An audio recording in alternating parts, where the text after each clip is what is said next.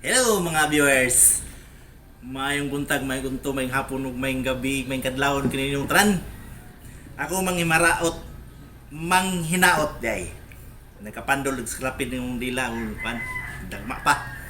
Ako manghinaot nga anaa mo sa kanunay, anaa mo sa kanunay sa mayong panglawas.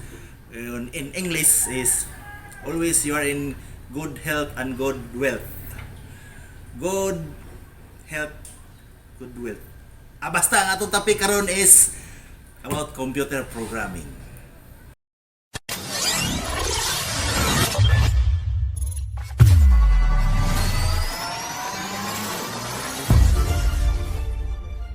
Basic computer programming. O how to run a computer. Siyempre, ang computer, mangilanlan gina siya electricity para pag-energize. O kailangan po na siya software mo na ihang brain. O ganing computer, pwede na to ma-kumparar sa usa ka sakyanan ba. Doon na siya ay mga importanteng parts po parehaan ng gitawag og CMOS. Kung sakyanan po na siya, muna siya gitawag og transmission. So kung imong sakyanan, kung may transmission, bisag under ang makina, di po nabdagan. Kung kanang gitawag po niya sa computer na BIOS or basic input output system mo. So kung sakyanan pa na mo na gitawag og engine starter. Ang engine starter naman, ang BIOS mo na mupa-start sa software nga naa sa computer para kinimuran gamit ang kanang gitawag lang MBR or master boot record. Pag load na ang MBR dito sa memory using the bootloader, mudagan din na siyang operating system. Ang operating system mo na ang iyang manager or gitawag na to the main brain of a computer system. Ang kanang operating system mo na mo padagan sa mga tanang klaseng applications o mga software nga nag connection sa mga devices para pag mag-work ang mga devices. Kini ato ra gihisgutan kadali kay para aduna sa idea kay kung musod kag programming aduna ginay basic idea kung unsay dagan sa computer. Kay kung way mong basic idea, dito na kagahimong program, and then mukha kabaw na ang computer dahil na problema man program may pasangin lang dili ang system mo. So mga na interrelated na siya. O karon programming part na. Ang programming part na ay kanang definition nga nakita nako sa internet. Kanang computer programming. What is computer programming? Ako lang ni plus diha sa screen ug kamo na may basa na. Okay, taas-taas man sa niya. English pa gyud kasalapid akong dila. Okay, mo proceed ta sa data flow diagram. Data flow diagram no na mag-representar kung unsay flow sa imuhang program sa imong system nga gihimo. So na ako ipakita ninyo nga basic nga data flow diagram nga simple logic ra siya para masabtan nato. Unya naatay second part sub nga ako ipakita para maikumparar ninyo kung sakto ba ang first part na to sa nabay sayop. Yung second part na to mo na to ang dunay correction. O karon akong ipakita sa inyo ang kung unsa ang pag-program using sa atong data flow diagram na present ako. So, muadto na ta sa programming side. Shout out din sa atong amigo nga maestro po ni siya sa helping. Kauban na po nato diri sa City Hall si Rolf, si Sir Rolf. Shout out kini nga video actually gihimo ni nako kay requested ni niya nga mohatag ko og gamayng vlogs regarding sa basic computer programming. So, kani sir, para ni sa imo. Okay, anhin na ta sa programming side. Atong himuon karon program is based on our data flow diagram. So, una akong i-open ang akong programming tools. So, atong gamiton karon as our programming tools is Java.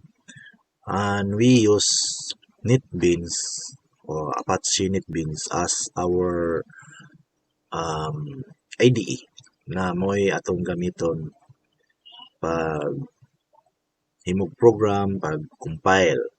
Ang uban mo gamit og uh, IntelliJ, IntelliJ ang uban mo gamit og Eclipse. Pero kani akong gigamit karon is Apache NetBeans. Puro na sila mga IDE or integrated development environment nga ang gamit nila is Java. So nayuban mo gamit og mga programming language na mga .NET, so Java ra lang ato karon. Para lamang natay mai-present using what are in data flow diagram. Okay.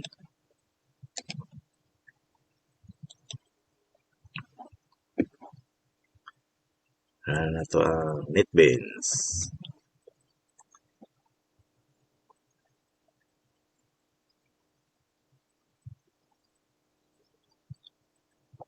So ang atong buhaton dinhi maghimo tag project, dili lang nako kayo i-emphasize no kay and the purpose is kuan naman ma come up tag output the same as data flow diagram.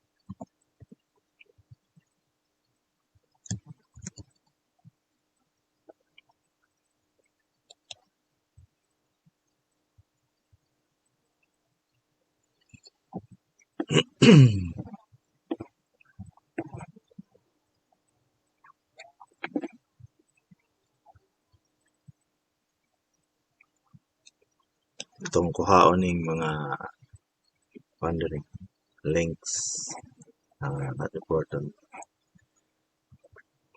And then nag-background scanning pa siya. Loading mga supported libraries or mga necessary libraries. So, wala ito sa nakoy nahimo daan para mapaspas na to ang atong presentation. Kopyahon na lang ni nako.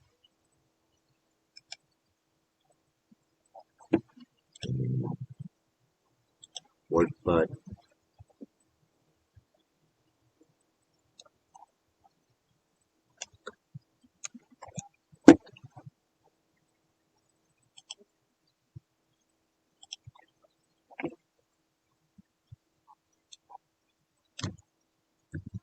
Okay.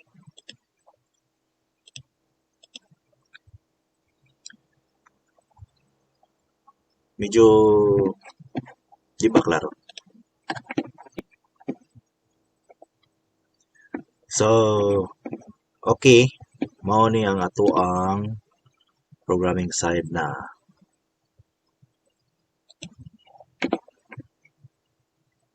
So, magbista sa ato ang data flow diagram mo na itong data flow diagram. So, yan na nato na minimize na to ni okay. So, based our data flow diagram, this is the start part.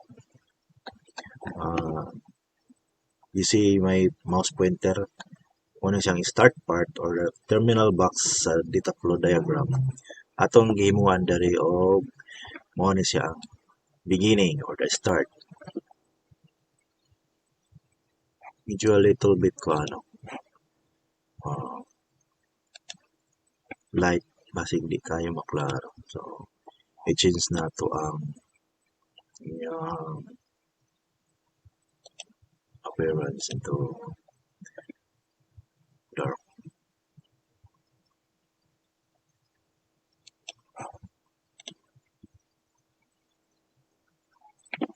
Requires to restart man. Okay. For a moment,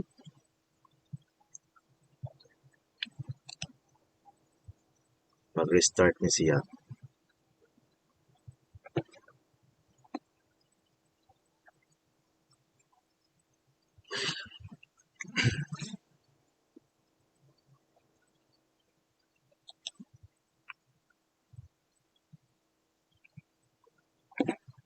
Okay, diyan na. So, load na siya.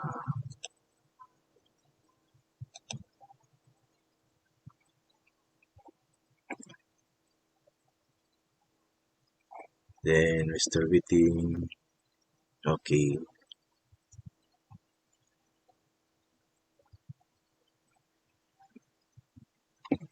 Alright. So, mao ni siya ang start. Mao po ni din ang start. Natang i-highlight, no? So, magdepende na siya sa actually programming language. Then, actually, mo ni siya starting point niya is the main. Dinhi again ni sila style variable. Actually, dili na siya covered din sa data flow diagram because data flow diagram is just a presentation of how the system flow is going to. Or asa sa padulong, sa iyang mga condition is something like that. Then, the output or expected output. So, dinhi, doon na tayo gibutang nga label nga mo enter ka letter H or letter S, big or capital H or capital S. So, ato dinhing problem tagbutang need to know if it is a male or female, mao na siya. So, require input ka capital H or capital S. So, kung imong i-input is capital H, so kani mo ni siya mag-receive sa imong input. So, input box mo na siya gitawag to the input box tag level. Mo ni siya mag-receive sa imong input and then maghuwat na siya o karakter nga imong i-input. Either of the two, either H or S. And then dinhi sa decision box dire sa atong decision box kaning diamond na shape. So dinhi sa atong programming decision gi-labelan nato decision box, actually F na siya. F. So, kung ang imong gi press sa keyboard is big H or capital H, ang iyang output is he is a male. So mo na siyang output box na to. Mo na siya display. Output box or display box. So, display he. He. Ato lang gisumpayan diri. He is a male. Actually, he or she na siya display. So, pwede ka magsumpay na diri. Sumpayan na ako diri. Then, otherwise, kung dili gani H, sa ato pa is, letter is, or any character ng imong input, mo represent na siya female or she is a female. Display. And then, this is the end. So, end na. Terminal box. Now, sa atong gingon sa unahan, itong una, presentation, isulti ko nga, adunay a little problem sa first part sa data flow diagram ug ang ikaduha na tong part nga data flow diagram wa na ako nagi encode kay medyo dali ra i-correct pag abot sa to programming part. So karon Sa akong ikaingon nga doon na tayo problem, yes, doon na tayo problem. Ato ni siyang padaganon para makita na to ang output. So, nakasave na siya. So, i-run na to. To run. No. Darang output niya sa ubos, makita niyo, subayan na akong mouse pointer, naglihok-lihok. So, enter either H or is. So, kung enter kag letter H, unsa man ang ato i-enter na H. So, the same here or small h. So, press kag letter H, capital lang H. Then, after you type, press and enter para i-accept niya ang character nga imong i-type. So, he is a male. So, kani siya, may bawas na successful actually sa ato ning programming tools. No? Iyahan na na. But, ang atong gustong output, mao ni siya. So, he is a male. So, may goes true siya din ang iyang condition is true. So, mao ni siyang gi-display ang he is a male. So, ang second test na to is we try a small letter H. So, mo press kag letter H na small, i-press na to enter, so what will happen? She is a female. So, nganong dili man male? This in our technical side na ni sa programming. Ang imo harang gi-specify din is capital H. So, wa ka mag-specify og small h. So, in that situation, angay na itong buhaton ani para makuha na to ang either capital H or letter capital H ang input or small letter h. The same ra gyapon, true ra gyapon siya. So, sa man na to. Ang ato ang ning buhaton is sa technical side na ni siya sa programming, kinahanglan ang kining atong x magamay man og madako ang imong gi-input, iyahan nang i-capitalize. So, sa programming side na ni siya, so iset na to uppercase. To uppercase. Then, that equal. Okay. So, nagpuno ta din correction na siya. Pero part 1 pa niyo. Part 1 pa, dili pa ni part 2. So, natay gi-correct para mo or ma-achieve na to ang ato ang based sa ato ang data flow diagram. So, atong gi-correct din So, mo ni siyang problema, guys, or mga viewers, mo ni ang mga problema. Kay, sa data flow diagram is purely human instinct or human solution na siya. Pag abot din sa programming side, nanay manggawas na mga technicalities na dili mo gawas ang exact nga based sa imong imagination or based sa imong expected output. Di siya mo gawas na eksakto or sometimes we called it a logical error. Although dili siya gitawag og ganang syntax error. Syntax errors means pasabot ana nga naghimo kag program nga wala mo match based sa programming language nga imong gihimo. Example kining niya. Maghimo ra tag example. Ato sa set aside na atong part 1 na data flow diagram. Maghimo ta diri one example lang nga nganong mugawas ang syntax error. Example kini. Kung sa .NET, kung magbase ta sa .NET dili Java or naman sa .NET nga ino lang nato Visual Basic. Okay. Kay naman po .NET nga parehag Java mao na siyang C Sharp. Oh, okay. So dili C Sharp itong gamiton nga .NET kung dili one, compare na to is Visual Basic. So kung Visual Basic imong gamiton tapos imuning kopyahon nga code, mag-error na siya. So mo na siya gitawag og syntax error.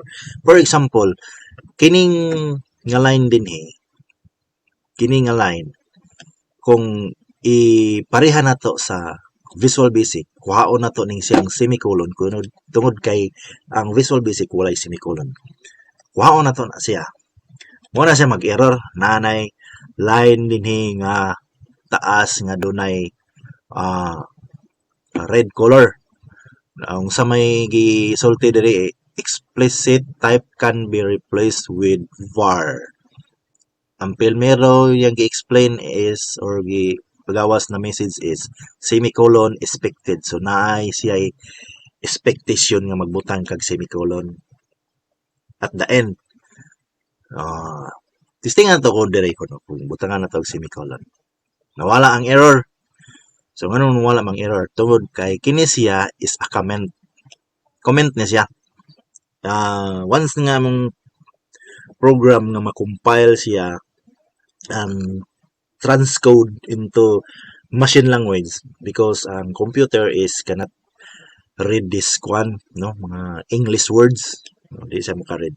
So kailangan na siya machine language. Kung maka-remember mo sa tong part nga sulti ko nga aduna ko'y na-present dito nga kini siya na ato i-change atong presentation dahil na part introduction to a computer programming. Siguro nakabantay mo sa unahan sa atong video na may gawas na siya. So naa siya gitawag og bit or 0 is 1 bit, ang 1 is another 1 bit. So ang computer is actually composed of several bits but in a binary form.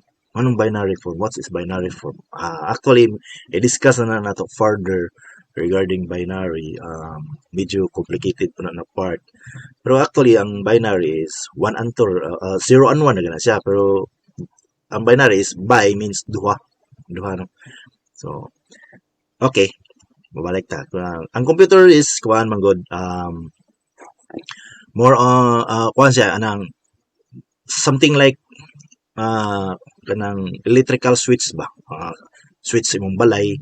So pasiga kag suga i-on nimo, kung imong paungon ang suga i-off nimo. So ang 1 represent on, ang 0 is represent off. So in this case i-translate na siya sa imong programming language, i-compile na siya na i-transcode into a binary code nga makasabot na ang computer.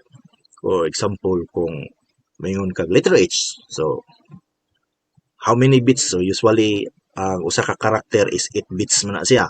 So what is the kanang binary code of letter H? So i-translate na siya sa compiler sa imong programming language nga gigamit. Then ana na makasabot ang computer. So that's why mga system karon nga nagdagan tungod sa speed sa processor, lahi na po na sila nato nga istorya, no? Mabot-botag lahi na topic.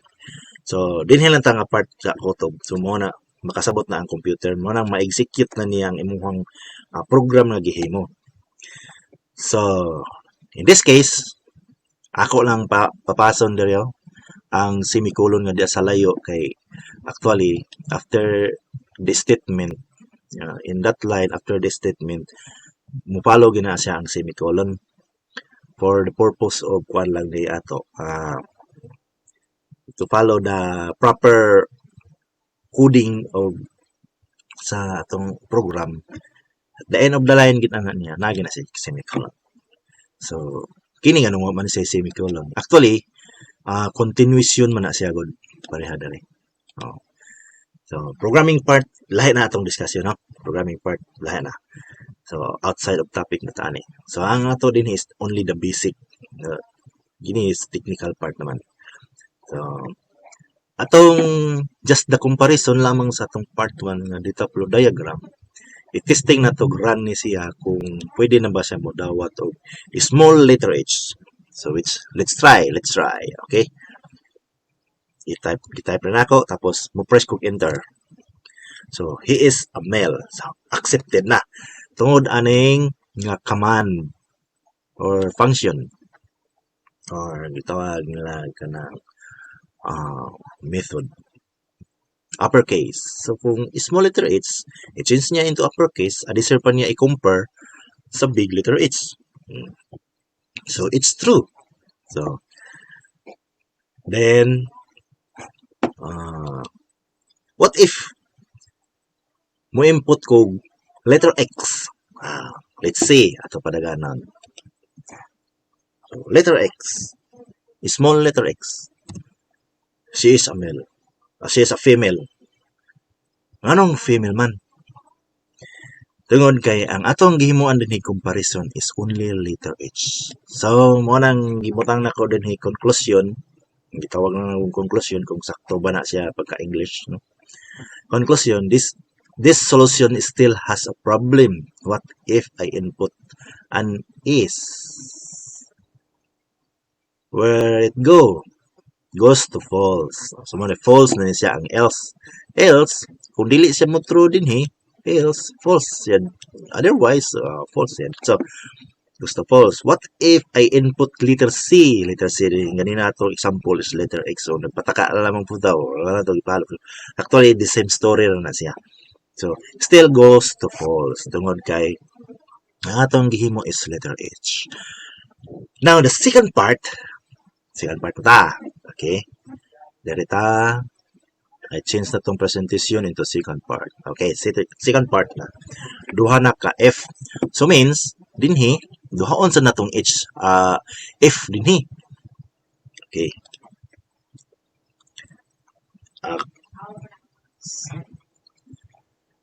Para paano to ang part 2, makuha na tong presentation sa part 2, himon sa nato dinhi duha ka F. Okay. Pero dinhi magbutang lang tag else F. Kay kung mo false siya dinhi, dili siya mo meet ani nga condition.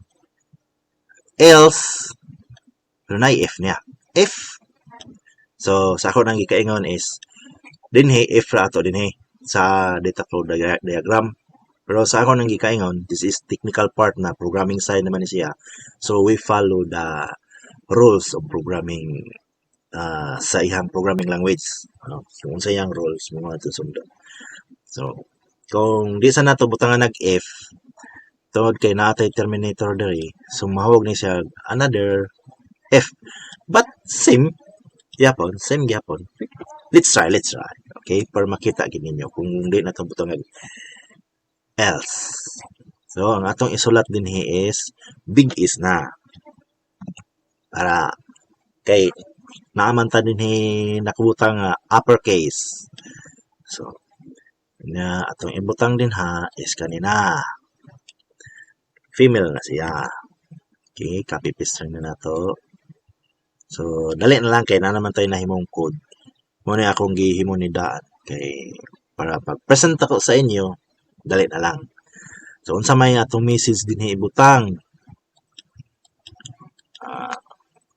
Pwede ni butangan na to anon. Pwede natin nakabutang anon. Or anon gender. Anon gender. Okay. So, anon gender. I-save na to. Save file. Save. Okay, save. Now, let's try. Small letter is or capital letter is, small letter H or capital letter H. Let's find out. Ato na nila. So small letter H is na ta kay ganina sige mo tag H. Okay, S. She is a female. Okay.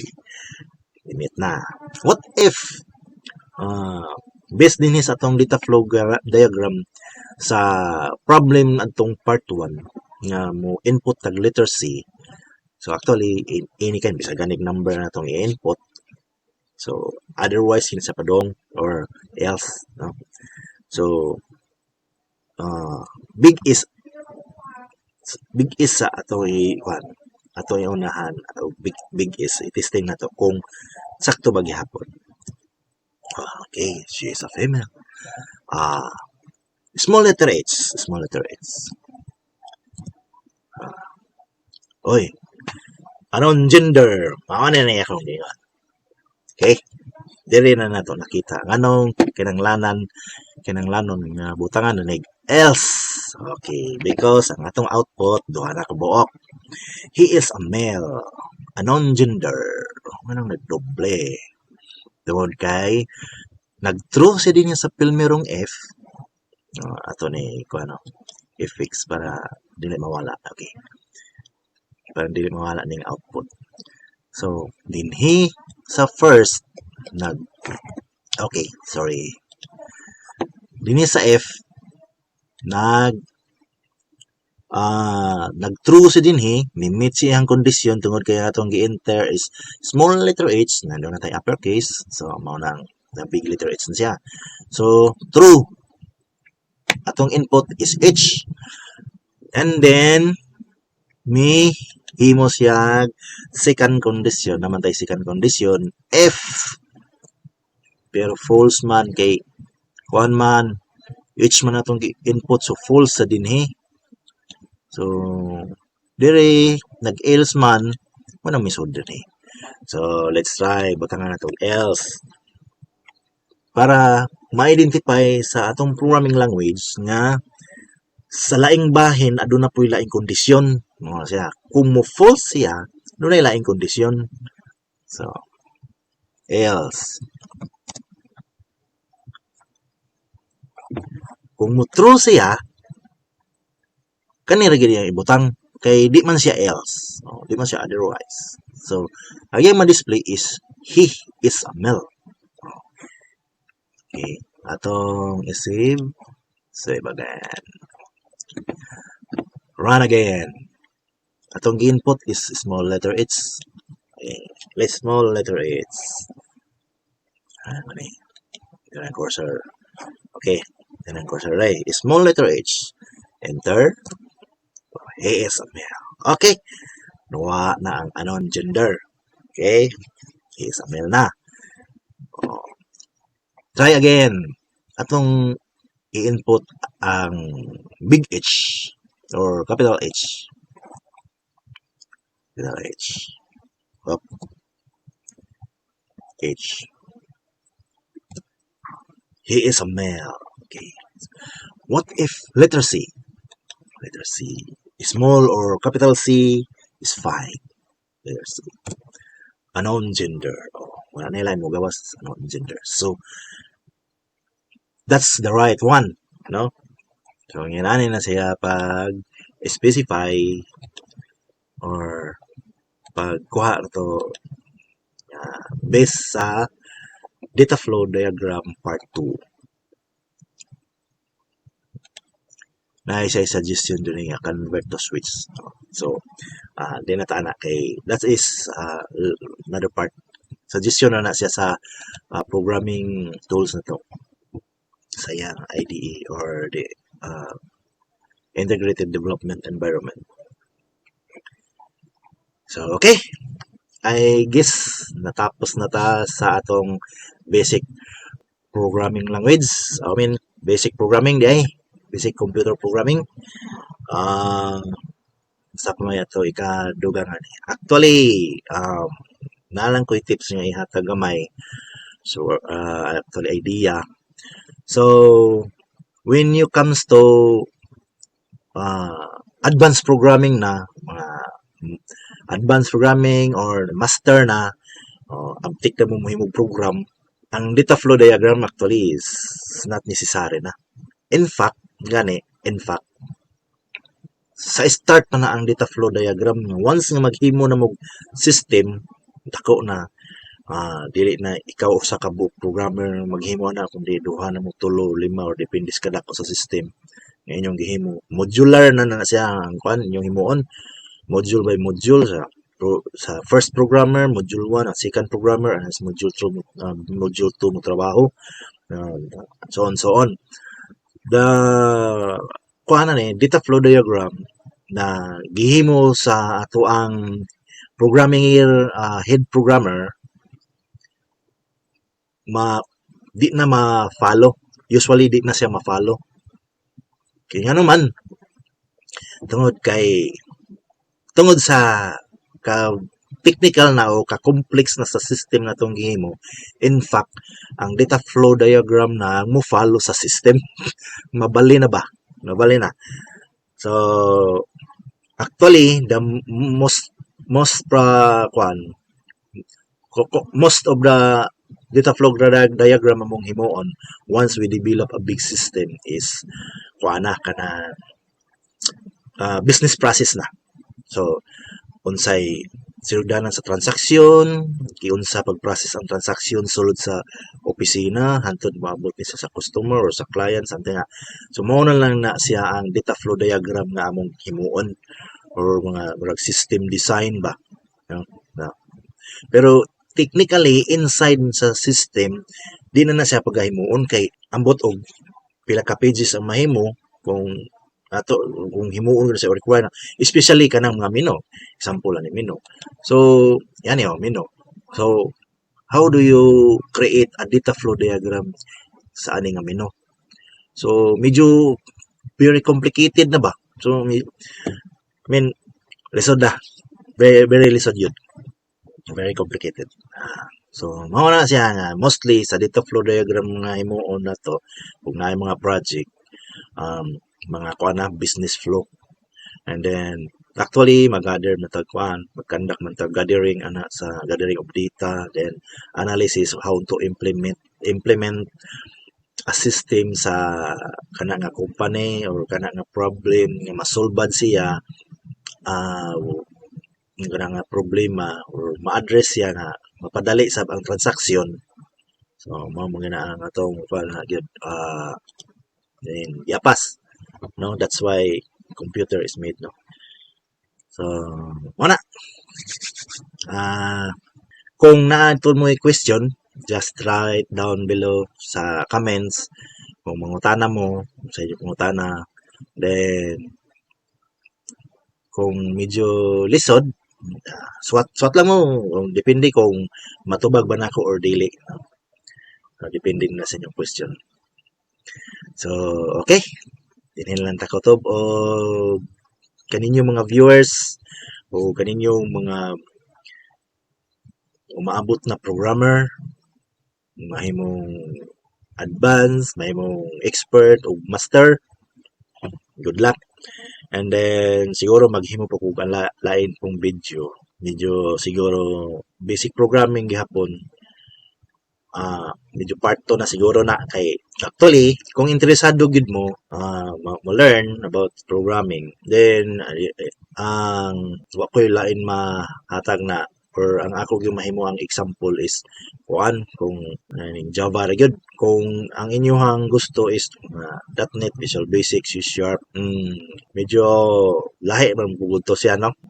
Daghan ng programming tools atong So actually basically the flow is the same. Like for example kung Visual Basic or C Sharp, kay karon high tech naman sa ng mga programming tools, once nga mo pindot mo din period, for an example din even in .NET capable na sila or na sila na features, pindot mo nag-period nanay sa manggawas diri daghan, no? May manggawas daghan. So pwede sad ninyo i-research sa internet, example kung C Sharp ka developer or C Sharp mong gustong gamiton, Visual Basic mong gamiton, research na siya sa internet. Actually na siya daghan makita ninyo nga mura siya comparison ba nga kani coding sa Java gusto nimo i-translate dire so na siya high tech naman sa dakaron. Okay, and then maghimo ko part 2. Ang part 2 na to is basic programming lang gihapon siya, computer basic programming, pero mo cover na lang siguro tao kaning mga logical operator something na ako ra i-present ninyo basta murag makahimo ko anig part 2. Pero sige, magdepende lang kung unsa ako makaber mahatag sa inyo. Okay, thank you. Daghang salamat. And God bless you all viewers. And to also, Sir Rolf, thank you so much for the suggestion. Bye-bye.